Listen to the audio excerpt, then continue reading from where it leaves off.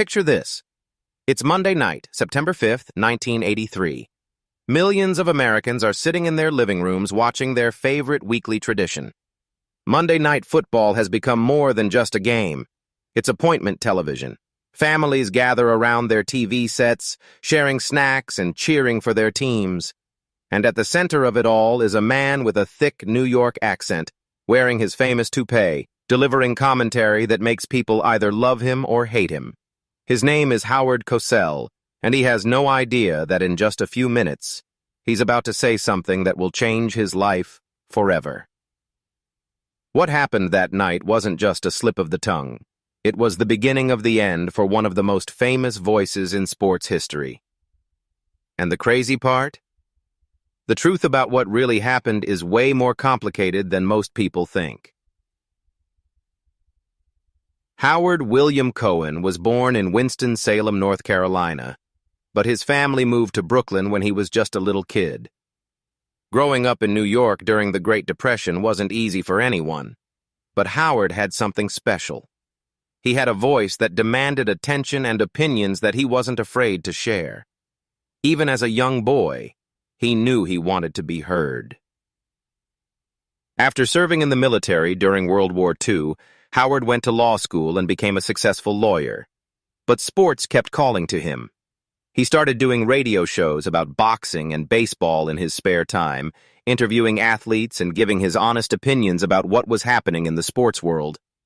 By the 1950s, he had completely changed his name from Howard Cohen to Howard Cosell, and he was ready to take on the world of sports broadcasting. But Howard wasn't like other sports announcers. Most broadcasters in those days were cheerleaders. They would describe the action and always stay positive, never criticizing players or teams. The point were safe, predictable, and frankly, kind of boring. Howard was different. He had a motto that would make him famous and also make him a lot of enemies. He promised to tell it like it is.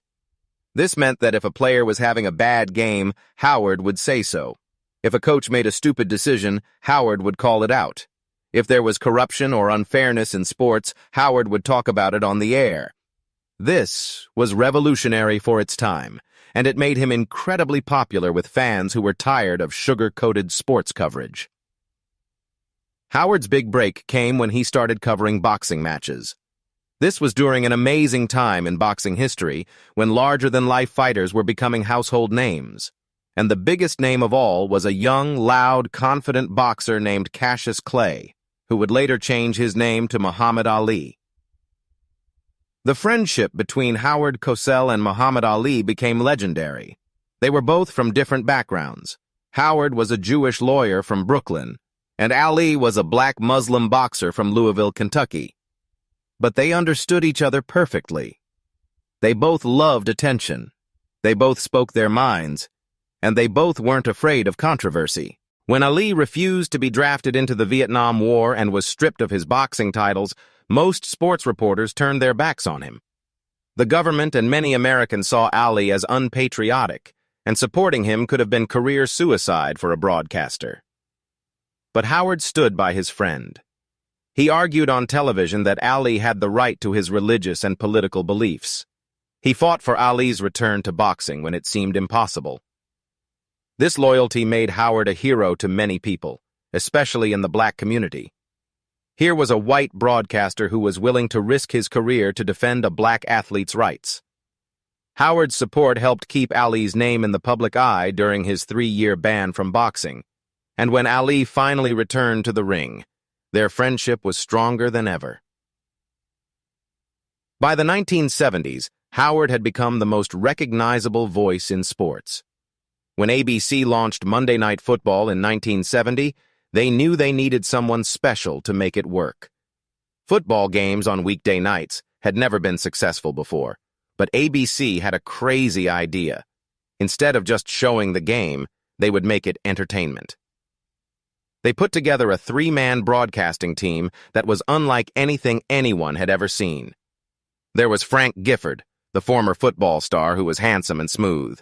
There was Don Meredith, the former Dallas Cowboys quarterback who was funny and folksy. And then there was Howard Cosell, the lawyer from Brooklyn who didn't know much about football but knew everything about creating drama and keeping people interested. The combination was magic. Monday Night Football became must-see television. People who didn't even like football would tune in just to hear what Howard would say next. He would criticize referees, question coaching decisions, and share gossip about players' personal lives. He made football feel important and exciting in a way it never had before. Howard's catchphrases became part of American culture. When he would dramatically announce, "Down goes Frazier, down goes Frazier," during a boxing match, people would repeat it for years afterward. His nasal voice and over-the-top delivery made him easy to imitate, and comedians on Saturday Night Live would regularly make fun of him, which only made him more famous. But with great fame came great criticism. Howard received thousands of hate letters every week. People called him arrogant, obnoxious, and much worse. Some of the criticism was clearly motivated by anti-Semitism, as people would attack him for being Jewish. But Howard seemed to thrive on the controversy. He once said, "I've been called arrogant, pompous, obnoxious, vain, cruel, verbose, and a show-off. And of course, I am." The hate mail didn't slow him down. If anything, it seemed to fuel him. Howard believed that getting people emotional, even if they hated him, was better than boring them. He was probably right. Monday Night Football's ratings were incredible, and Howard was a big reason why. Throughout the 1970s and early 1980s, Howard was at the peak of his powers. He was covering the biggest boxing matches, hosting his own variety show, and remaining the most controversial voice on Monday Night Football. He seemed unstoppable. But success in television is fragile, and one wrong word can change everything. The night that changed Howard's life started like any other Monday Night Football broadcast. The Dallas Cowboys were playing the Washington Redskins at RFK Stadium in Washington, D.C. It was early in the 1983 season, and both teams were looking good. The Redskins had taken a big lead by halftime, 23-3, and their offense was clicking on all cylinders. One of the players having a great game for Washington was a wide receiver named Alvin Garrett. Garrett was small and quick, the kind of player who could make big plays in tight spaces.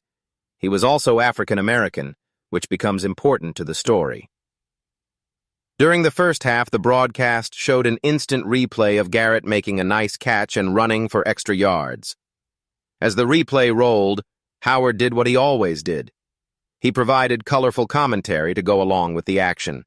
But this time, his choice of words would haunt him for the rest of his life. Watching Garrett dodge tacklers and race down the field, Howard said into his microphone, "That little monkey gets loose, doesn't he?" It was said casually, almost throwaway, the kind of comment that might normally be forgotten as soon as the next play started. But this wasn't going to be forgotten. Almost immediately, phone calls started pouring into ABC's offices and newspaper sports desks. Viewers were outraged. To them, Howard had just called a black football player a monkey, and in 1983 America, everyone understood the racist implications of that comparison. The phones didn't stop ringing all night. The Washington Post, which had recorded the entire broadcast, confirmed exactly what Howard had said. There was no denying it, no claiming that people had misheard. The words were right there on tape for everyone to hear. The reaction was swift and intense. The Reverend Joseph Lowry, who was the president of the Southern Christian Leadership Conference at the time, publicly denounced Howard's comment as racist and demanded a public apology. Newspaper editorial writers across the country weighed in, with most condemning what they saw as a clear racial slur broadcast to millions of viewers. But here's where the story gets complicated, and where the truth becomes much more interesting than the simple narrative that most people remember. Howard was genuinely shocked by the reaction. He had no idea that his comment would be interpreted as racist, and he was hurt and confused by the accusations.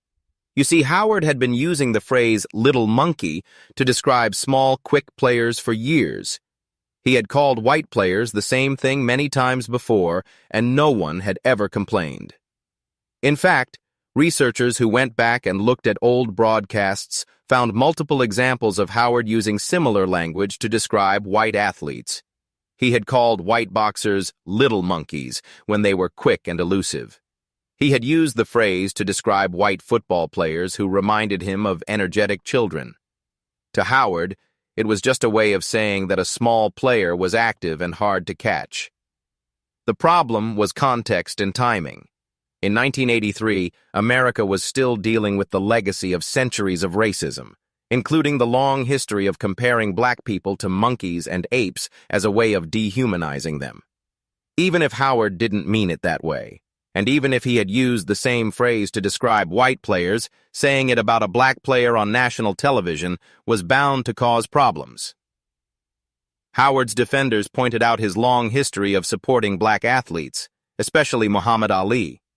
They argued that a man who had risked his career to defend Ali's rights during the Vietnam War era couldn't possibly be racist.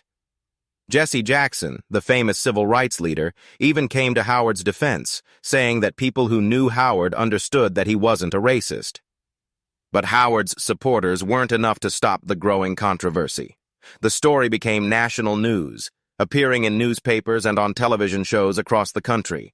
Howard found himself in the strange position of being called a racist by people who had never met him, while some of his closest friends in the sports world, many of whom were black, continued to support him. The stress of the controversy was enormous. Howard had always been sensitive to criticism, despite his tough public image. He had grown up facing anti-Semitism, and throughout his career he had received hate mail that often included both racial and religious slurs. Now he was being accused of the same kind of prejudice that had been directed at him. ABC stood by Howard initially, but the network executives were clearly uncomfortable with the situation. Monday Night Football was one of their most important programs, and they couldn't afford to have it associated with racial controversy. They began pressuring Howard to be more careful with his language, which frustrated him because he felt he was being treated unfairly. The incident also came at a time when Howard was already becoming disillusioned with football. He had been complaining privately that the sport had become too violent and that the business side was taking over from the pure competition he loved. The little monkey controversy gave him another reason to consider whether he wanted to continue with Monday Night Football. As the 1983 season continued, Howard tried to put the controversy behind him and focus on his job. But the criticism didn't stop. Every game brought new scrutiny of his comments, and he felt like he was walking on eggshells every time he spoke into the microphone. The joy he had once felt calling football games was disappearing.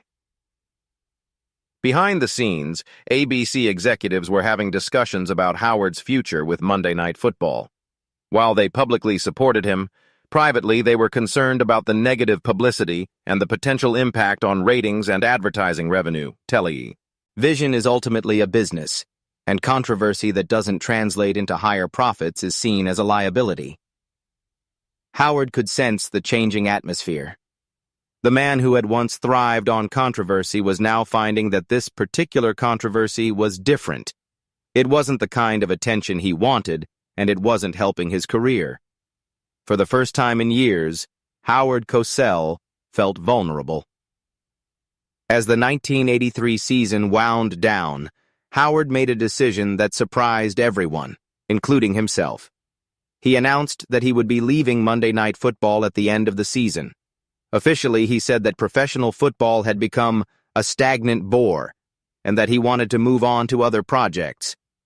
But everyone in the industry understood that the little monkey controversy had played a major role in his decision. The announcement sent shockwaves through the sports world. Howard Cosell without Monday Night Football was like Muhammad Ali without boxing, or like television without commercials. It seemed impossible to imagine one without the other. For 13 years, Howard had been the voice that defined Monday night television for millions of Americans. His last Monday Night Football broadcast was on December 5, 1983. It was an emotional moment for Howard, though he tried not to show it. He had helped create something special, and now he was walking away from it. The era of Howard Cosell on Monday Night Football was officially over. But the story doesn't end there. Howard continued working for ABC, covering boxing matches and hosting other programs. However, he was never quite the same. The little monkey incident had shaken his confidence in a way that previous controversies never had. He became more cautious in his commentary, which took away some of the spark that had made him special. The incident also highlighted the complex relationship between sports, media, and race in America. Howard's case showed how language that might seem innocent in one context could be deeply offensive in another. It demonstrated the ongoing sensitivity around racial issues in American society, and how quickly a successful career could be derailed by a single moment of poor judgment, even if that judgment wasn't intentionally malicious. In the years that followed, Monday Night Football continued without Howard, but it was never quite the same. The new announcers were more professional, more polished, and much more boring. They didn't take risks, didn't create controversy, and didn't generate the water cooler conversations that Howard had inspired for over a decade. Howard himself became increasingly bitter about his treatment by the media and the public. He felt that his decades of supporting civil rights and breaking down barriers in sports broadcasting had been forgotten because of one unfortunate phrase. In interviews later in life, he would express frustration that people remembered the little monkey incident more than his groundbreaking coverage of Muhammad Ali or his role in making Monday Night Football a cultural phenomenon. The truth about that night in 1983 is more nuanced than most people realize.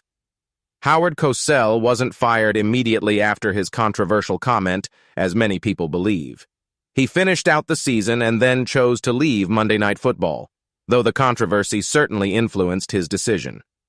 He wasn't necessarily a racist, as his long history of supporting black athletes demonstrated, but he also wasn't entirely innocent, as his choice of words showed a lack of awareness about how his comments might be interpreted.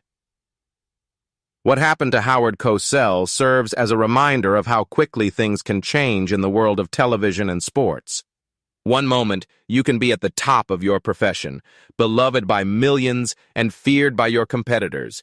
The next moment, a single sentence can change everything, turning friends into critics and making your greatest strengths seem like weaknesses. The incident also shows how America was changing in the 1980s. The civil rights movement had made significant progress, but racial tensions were still very real. Public figures were being held to higher standards when it came to language and behavior around issues of race. What might have been overlooked or forgotten in earlier decades was now being scrutinized and criticized.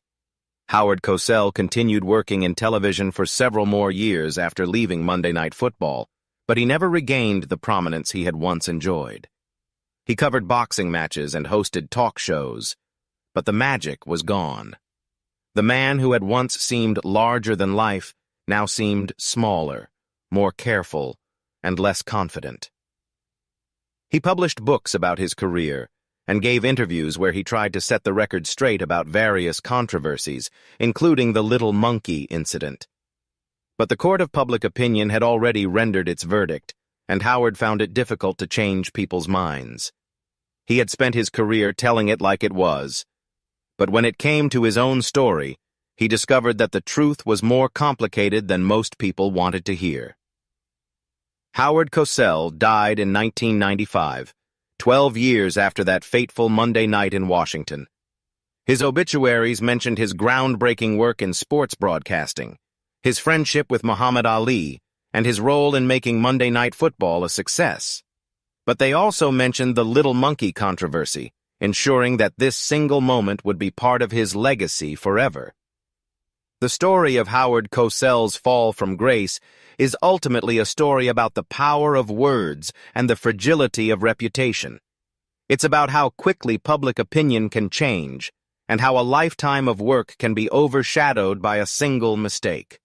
It's also about the ongoing struggle with race relations in America, and how even well-meaning people can find themselves caught up in controversies they never intended to create.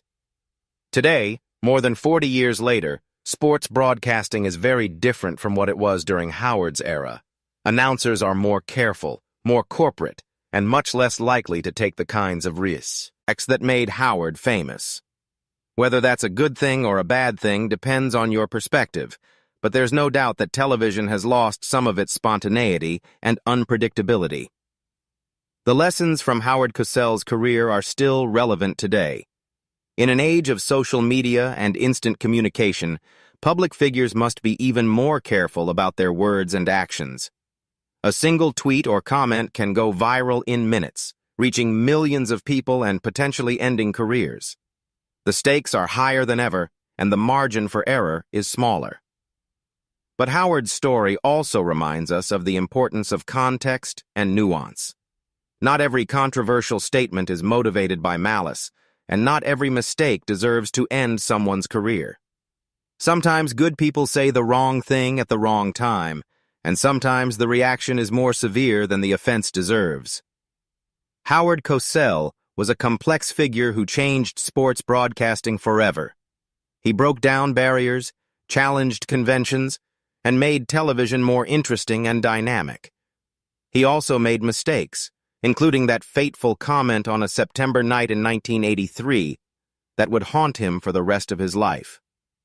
Whether you see Howard as a victim of political correctness or as someone who got what he deserved probably depends on your own views about race, media, and accountability. But there's no denying that his rise and fall tells us something important about American society, about the power of television, and about how quickly fame can turn into infamy. The next time you're watching Monday Night Football, remember the man who helped create it all. Remember Howard Cosell, the lawyer from Brooklyn who promised to tell it like it was, and who discovered that sometimes the truth is more complicated than anyone wants to admit. His voice may be gone, but the questions his career raised about sports, race, and media are still with us today. So what do you think? Was Howard Cosell treated fairly, or was he the victim of a rush to judgment? Should one controversial comment overshadow decades of groundbreaking work? These are the kinds of questions that don't have easy answers, but they're worth thinking about as we continue to grapple with issues of race, language, and accountability in our society. If this story got you thinking about the complex relationship between sports, media, and society, make sure to hit that like button and share this video with your friends. And don't forget to subscribe for more fascinating stories from the world of sports history. There are so many incredible tales of triumph, controversy, and human drama waiting to be told, and we're just getting started. Thanks for watching, and we'll see you in the next video.